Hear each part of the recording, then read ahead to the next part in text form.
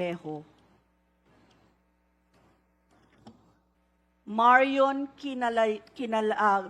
Gabo Kinalayo, Alex Broncano Guyala, Marvin Garcia Horario, Jesse Garcia Juranes, Reynaldo Casimiro Lumidaw, Benjamin Grande Santos. So Mr. Chair, ito po ay mga 2016 cases, 2018, and si Kim Ryan Bautista Bermejo ay 2019 case ng victims of war on drugs.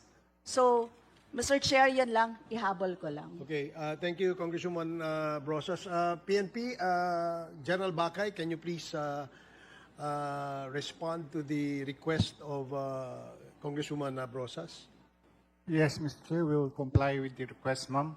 So far as the investigation reports and the SOCO, as a matter of fact, Director of SOCO is here. I will provide you, ma'am. Can we just perhaps ask for the list? We're not able to write it down. Salamat po, Your Honor. Okay, thank you, General Bakay. So, now we proceed with the final admin matters. And then after the admin matters, we will ask the chair of the 4 committees to deliver their closing remarks if they have. So, Congressman Paduano, you are now recognized. Thank you, Mr. Chairman. For the admin matters, before I proceed with the omnibus motion for the lifting of all contempt order that was ordered by this honorable committee, in the status of the PDLs, Mr. Chairman, Dipol Dutan, Fernando Magdadaro, Mark Taguba, Jimmy Guban, of course, Jed Pilapel, Jung Pilapel, which is now in the PICOL, both Jong and Jed Pilapil. Mr. Chairman, again, I'd just like to reiterate that the primordial concern of this committee is the security of all those PDL.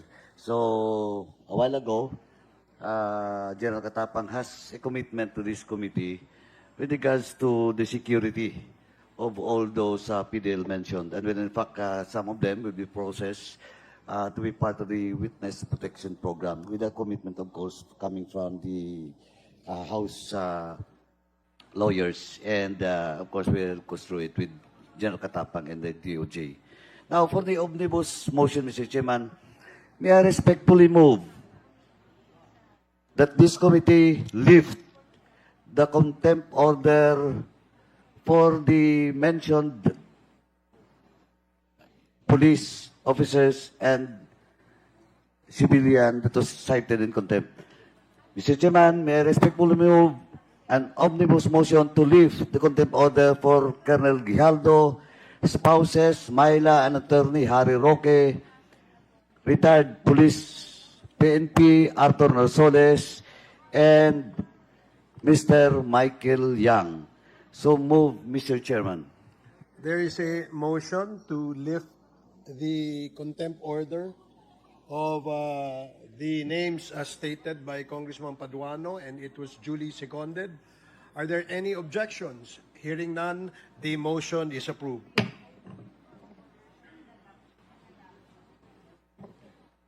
That's it? Okay, thank you. Thank you, Congressman Paduano. Now, we will proceed with the closing remarks of our the 4 different chairmen of the Quad Committee. Mr. Chairman, my second motion to that, sorry. Oh, sige, please, continue. Mr. Chairman, same is true with the detention order. The second motion will be the lifting of the detention order for Colonel Grijaldo. So move, Mr. Chairman. The motion to lift the detention order by this committee of Colonel Grijaldo, duly seconded. Hearing no objections, the motion is carried. So we will now finally proceed with the closing remarks. Please allow the chair to deliver his closing remarks. Halos isang taon na po ang nakalipas mula nang tayo ay magsimula sa Quadcom. Sa lahat ng ating mga nasaksihan, ano pa? Ika nga ng isang awitin, kamusta ka? Ano bang dapat sabihin pa? Maliwanag pa sa sikat ng araw, nalinlang ang sambayanang Pilipino. Tanging mga bagong makapili na lamang ang magsasabing hindi tayo nalinlang ng mga dayuhang Tsino. Tama sila, hindi tayo nalinlang. Tayo ang nalinlang ng ating mga sarili. Hindi lang sana kundi hindi lang sanla, kundi ibinenta tayo ng ating mga sariling kababayan. Ang ating mga kinabukasan, ang ating mga anak at ang bayan sa mga dayuhang kriminal. Walang iniwan kay Judas. Itinatwa si Jesus kapalit ng salapi. Kapalit ng pangako ng salapi at kapangyarihan. Ang mga bagong makapili ay kusang nagpaunlak at nagpaubaya. Ang masakit hanggang ngayon, sila ay nagpapasasa sa kanilang namithing bunga ng kanilang pagsasamantala at pagtraidor sa bayan. Sana sa mga natuklasan ng pagdinig ng Quadcom ay mayroon managot upang di na sila tularan pa. Sana ang mga kinaukulan ay makonsensya at panagutin ang mga naglapastangan sa bayan. Libo-libong inosenteng Pilipino ang nagbuwis ng buhay ng walang saysay para lamang kumita ng salapi ang mga traidor na ito. Libo-libong mga asawa, anak, kapatid at mga magulang ang naulila. Libo-libong biktima at sa para ano. Sa lahat ng ito, tahasan kong maisisigaw na hindi naging inutil ang Quadcom, ang kongresong ito at ang mga matatapang na saksi na ipakita natin sa buong mundo na tayo ay lumaban at nanindigan at nagpahayag ng katotohanan na walang takot. Na ipalabas natin ang tunay na kwento, hindi haka-haka, hindi katang-isip, hindi imahinasyon, hindi ginawa ang Quadcom upang mag-akusa lamang. Marami nagsabi na pamumulitika lamang po ito ang ginagawa ng Quadcom. Ang katotohanan po ay ito. Noong isang taon, nag-iimbestiga ang iba-ibang komite. Ang dangerous drugs ay iniimbestigahan ang 3.6 billion shabu shipment na dinala sa isang warehouse sa Mexico, Pampanga.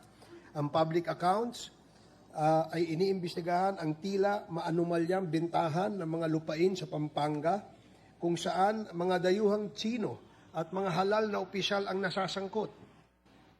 Ang public order naman ay iniimbestigahan ang mga pogo kung saan ay maraming krimen ang nangyayari.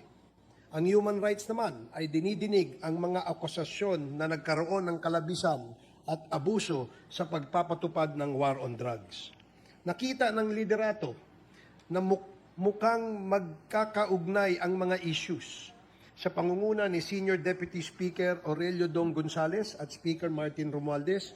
Pinag-isa ang mga nasabing pandinig sapagkat ang mga issues ay magkakasangkot at ang mga personalidad na nababanggit ay magkakasangkot din. Kaya naman nabuo itong Quadcom. Hindi sinasadya, kundi upang maiayos ang investigasyon ng mga pangyayari na kung titingnan ay magkakaiba, subalit kapag sinuri ay konektado pala. Di namin sukat akalain na ang mga may-ari ng warehouse sa Mexico, Pampanga ay mga Tsino na siya ring iligal na bumibili ng mga lupain sa iba't ibang probinsya at ang mga Tsinong ito ay may koneksyon pala sa marami pang ibang Tsino at korporasyon nila na konektado sa pogo, sa illegal na droga, sa mga krimeng nagaganap kaugnay ng mga ito. At konektado rin po sa mga matataas na opisyales ng bayan. Nagulat kami sa aming natuklasan. Mabuti na lamang at nagkaroon ng Quadcom. Kung hindi, ay baka nagising na lamang tayo na hindi na Pilipino ang nagpapatakbo ng bansa, kundi mga dayuhang kriminal na mga Tsino. Kaya naman napatunayan ng Quadcom na hindi pamumulitika ang mandato nito. Ang lahat ng resultang nakapaloob sa aming committee report ay hango sa mga kasulatan, sinumpaang salaysay at pahayag ng mga humarap sa mga pandinig, nag-aakusa man o mga inaakusahan. Makailang beses pinaratangan ang Quadcom ng hindi patas na pagtrato sa mga humarap dito. Subalit sa paglipas ng mga pagsubok na ito,